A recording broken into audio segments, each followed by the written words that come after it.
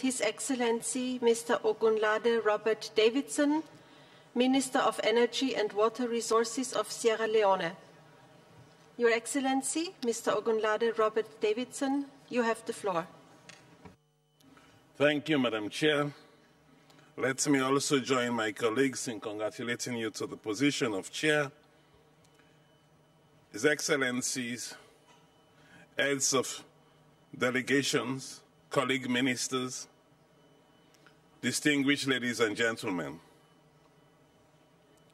Madam Chair, Sierra Leone, like most of the world, is experiencing a change in its climate, resulting in extreme weather events such as storms, floods, droughts, with adverse impacts on the socio-economic fabric of the country.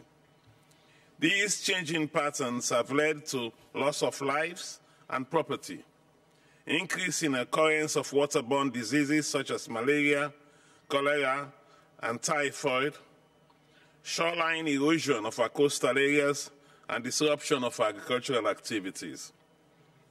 These pose serious stability and security threats and reduces our ability to achieve the Millennium Development Goal, despite the country is a net sink of GHG. In 2006, Sierra Leone completed its initial national communication, and in 2008 developed its NAPA. These reports identify the country's main source of GHG emissions, major socio-economic sectors, and identify areas that are vulnerable to the impacts of climate change. In addition, the country managed to identify priority areas that are for adaptation and other activities that will cope with climate change impacts. This now forms the basis of the second national communication, which the country would end up with serious prioritization for adequate and feasible adaptation and mitigation of climate change actions. The country has established the Sierra Leone Environment Protection Agency in July last year, and will shortly transform its meteorological department into an agency so as to effectively respond to the early warning signals and provide timely weather information to all sectors. Within its overall development strategy, known as the Agenda for Change, we have formulated sector policies and undertake activities as part of a broad climate change protection strategy. An energy policy along with a comprehensive strategic plan geared towards the exploitation of the country's vast renewable energy sources have been developed and is being implemented. Presently, over 60% of the electricity produced in the country is from renewable energy, and plans are well ahead to increase this share of renewable energy.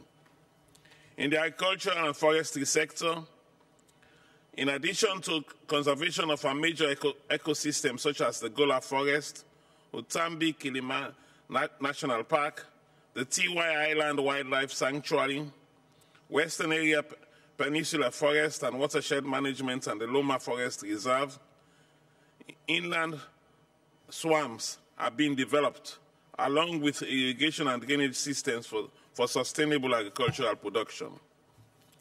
Sierra Leone, through its relevant ministries, is putting modalities into place to fully exploit carbon trading and payments for ecosystem services. This will involve the formulation of relevant policy guidelines and institutional framework for a quick start implementation of the RED and RED Plus and non-RED carbon projects.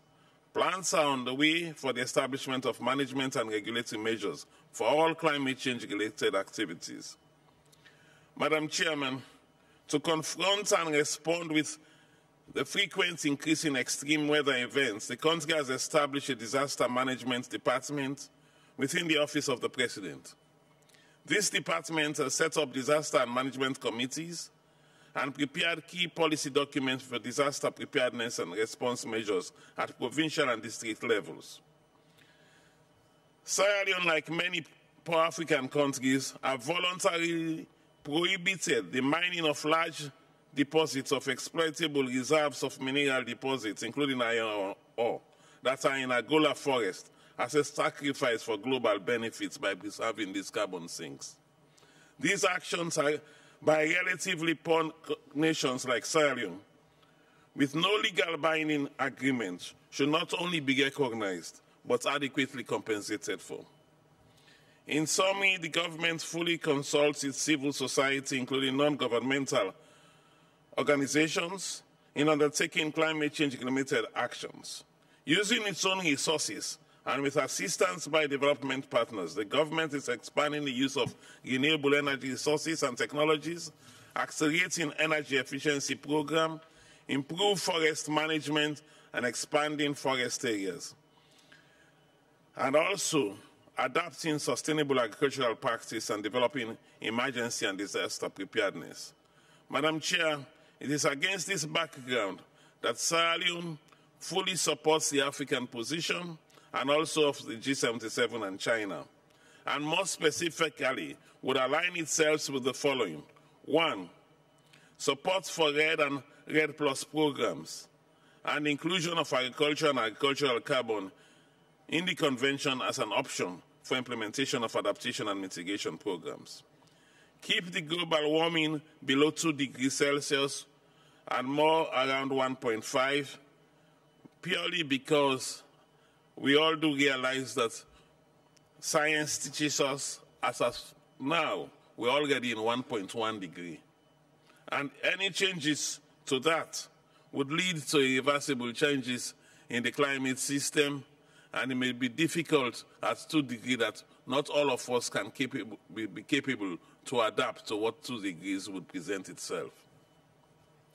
We also look for adequate and timely additional funding for adaptation and mitigation within technology cooperative programs. With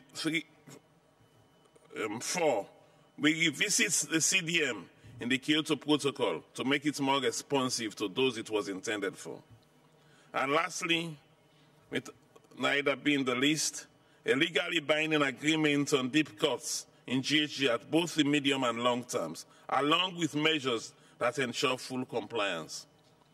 Let me conclude, Madam Chair, by asking through you to extend our thanks to the Danish government for the nice hospitality my delegation have enjoyed since we came to Denmark. Let me also thank my fellow delegates for staying so late in the night and to listen to me. So in that, I thank you for your attention.